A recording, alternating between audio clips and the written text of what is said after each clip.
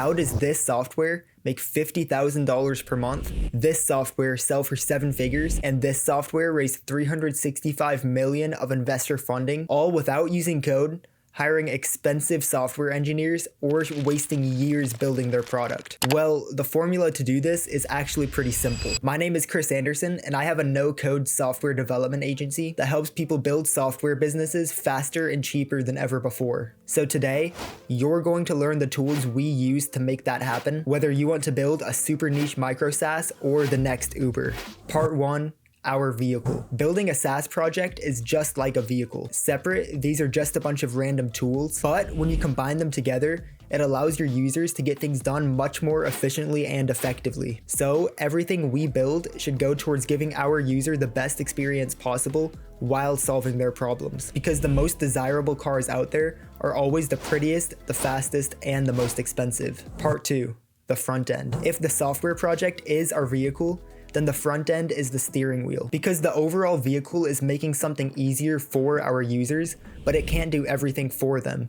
They still need to steer. The front end is the interface that your users will actually see and be interacting with, which is why I call it the steering wheel. Think of the Notes app on your phone. You can't see all the code in the back end. All you see is the visual interface that they built for you to use. To build your front end, first, you can make the design inside of Figma. Then, picking a platform to actually build the front end on is super simple, and you only need to pick one or the other. If you're only going to be building a web app, then Bubble.io is the best builder that I've found. But Bubble doesn't have a good way of building mobile apps yet. So, if you want to build a mobile app, then Flutterflow will allow you to do so. You can't go wrong with either one of these front end builders. It's really just a personal preference, and if you want to build a mobile app or not. Part 3.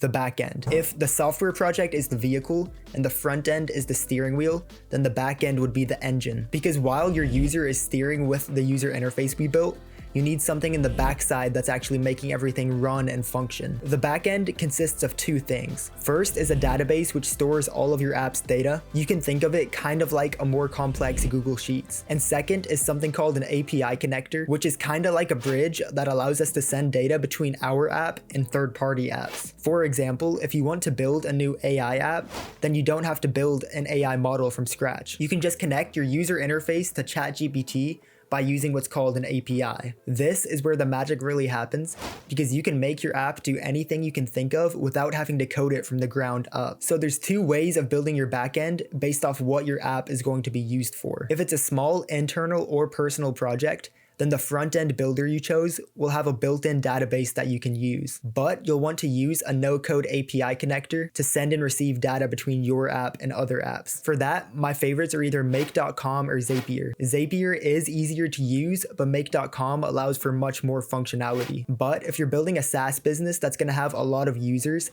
then you only want to use the front end as the user interface, because the built-in databases are pretty limited and will slow down when you have a bunch of users, along with the no-code API connectors. Instead, to build your backend for a SaaS app, you're going to want to use an app called Xano. Xano will allow you to build the entire backend just in their app. It acts as the API connector and the database. Plus, it's HIPAA compliant in case your software deals with sensitive information. Part 4. The virtual salesman. Now we've completely built our vehicle, but we need a salesman to sell it, which will be our website. You can build the website on Bubble or Flutterflow, but I wouldn't recommend it because they are pretty limited for building websites. So to build your virtual salesman, the tool we use at my agency is Webflow. Webflow is a dedicated website builder that allows for much more control on the design side, is better for SEO, and is super easy to connect with your app. So to build your virtual salesman, I highly recommend Webflow. Part 5.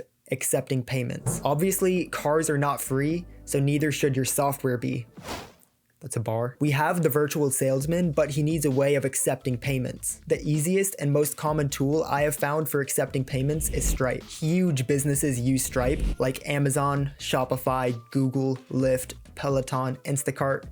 I think you get the point. If Stripe is good enough for them, then it's good enough for us, bringing it all together. So we're not building a software, we're building a vehicle that your users will use to solve their problems. The user steers our vehicle with the front end or the user interface, which can be built with either Bubble.io or Flutterflow. And the vehicle is powered by the engine or the backend, which can be built with the built-in database and a no-code API connector, or by using Xano for the entire backend. But cars are not free and they don't sell themselves, so we need a virtual salesman or a website that has the ability to accept payments. And for that, we use Webflow to build the website and Stripe to accept payments. So now you know all of the tools that you can use to build your first SaaS business exponentially faster than coding it from the ground up. I hope you enjoyed the video.